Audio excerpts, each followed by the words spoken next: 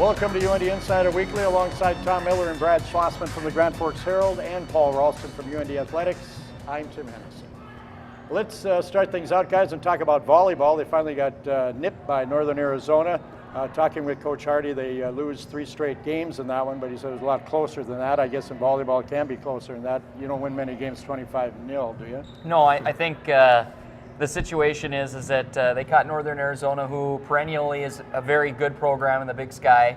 Maybe a little surly. They had gotten dropped by Northern Colorado on that Thursday night leading into that one, and maybe ran into a bit of a hornet's nest where, coming off a big win where they weren't really challenged on Thursday against Southern Utah. They rolled in that one, and it's just sometimes works out that way where the little bit of momentum and a few plays go against you, and it kind of goes the other way. And so I think North Dakota, got a loss, but it doesn't determine their season. I think you get right back on the horse. 9-1 in the first half. Maybe get that loss out of the way. I don't know if pressure was building on them or not. What do you think, Brad? I mean, I think it was inevitable at some time they were probably going to lose. You're probably not going to go undefeated in the Big Sky. Now they have a chance to go back through the second half of the schedule and play everyone for a second time. And there will be some more challenging games in there. I know a couple of road games that should be pretty difficult going out to Portland State, but we'll see how the second half goes. Right now on top of the standings, Tom, that bodes well for crowds here at home, I think, number one. And number two, somewhere down the line, maybe a Big Sky Conference Championship. That's what they're zeroing in on. Yeah, this has got to be a big weekend for home crowds when you got, the hockey team has the one exhibition, the football team's in Portland. Basketball season hasn't quite started yet, so there should be some interesting support for those Montana State matchups Thursday and Saturday. The hockey team went to Oxford, Ohio for the first time ever to open the NCHC season. The players before, and even Coach Hackstall before that one, Brad said, this feels like non-conference. I think after they got into it, it probably felt a little more like conference, particularly going into Saturday night's game after a nice win on Friday. Yeah, I think it might take some time for it to fully feel like conference game because, you go into a building that you've never been in before. It's a team that I don't think a single player on the roster was on the team the last time they played Miami, so a little bit of unfamiliarity, but this will probably develop into one of the great, I don't know if you can call it a rivalry yet, but I think it eventually will be. It'll never be Minnesota, but it might be on the line, same line as Denver. I could see that growing. And the first weekend there are some pretty entertaining games. So. And Tim, the thing I thought of Friday night, just listening to your goal calls, I don't think there was a pretty goal scored on Friday night. Nothing was really one of those picturesque goals, so to speak, and sometimes it takes that to win, don't you think? Oh, you have to get, and they got a couple, I think, the next night as well. They got some fortunate bounces, as North Dakota got fortunate bounces the first night, but I was really impressed the way the team played, particularly the first period each night, don't you think? Yeah, that was one of the big question marks for me was you have a pretty young team and a lot of guys. You're going on the road, sold-out crowd, #1 team in the country. And, I mean, that might be the best team in the country. They have all their guys back pretty much from last season. And when you go out there and you're pretty much toe-to-toe with them this early in the year, that kind of surprised me. I didn't think that they would be, they played right with them. So that bodes well for the future. Well, you play the top team in the country.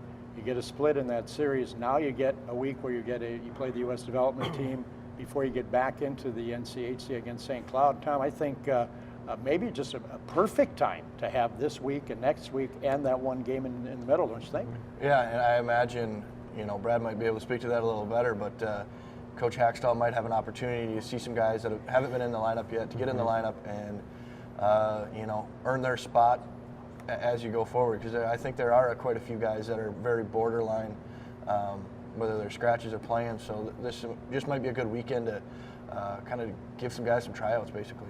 Women's hockey, we were looking for the team. We thought maybe they'd roll the 4 straight WCHA wins. Ohio State put a damper on that in the Saturday night contest, but how'd they look? I saw both games this weekend, and I thought, Friday was very encouraging the way they came out and jumped on Ohio State. Really put a lot of pressure at the forecheck early and kind of put Ohio State against the 8 ball. But what I did see from Ohio State, maybe a little different team from what I've seen from that program in recent years, is that they were more resilient. They kind of put it together after kind of getting avalanched early, and were really, I thought, solid as a good opponent for North Dakota throughout the weekend from that point onward in periods 2 and 3 on Friday, and then throughout the game on Saturday. The difference on Saturday was the goaltender for Ohio State was a big difference maker, and North Dakota was generating chances as the game wore on after a bit of a slow start in the first period Saturday, but I like the fact that these players are generating chances. I think they'll continue to finish on a little bit more higher percentage or higher clip going forward. That goaltending through the whole women's conference is outstanding, isn't it? Yeah, it should be. I think Alex Grigsby from Wisconsin is someone who they thought was going to be in the Olympics this year, but she's not. Ohio State's obviously getting some pretty good goaltending. Some other teams have some goalies back from last year who should improve on their numbers. And on top of all of that, you don't have any Olympians in the you don't have any American or Canadian Olympians. Obviously, Michelle Carvinen and some of those Finns will go over there, but without some of the really high-end scorers, that should help the goalie numbers too. And take their fins and swim off to the Olympics. That's 6 program's best record through 6 games in program history. That seems odd to me. That seems odd to me too, but I guess the fact that I didn't know that, or no one seems too excited about that in the women's hockey office, tells you where they've come.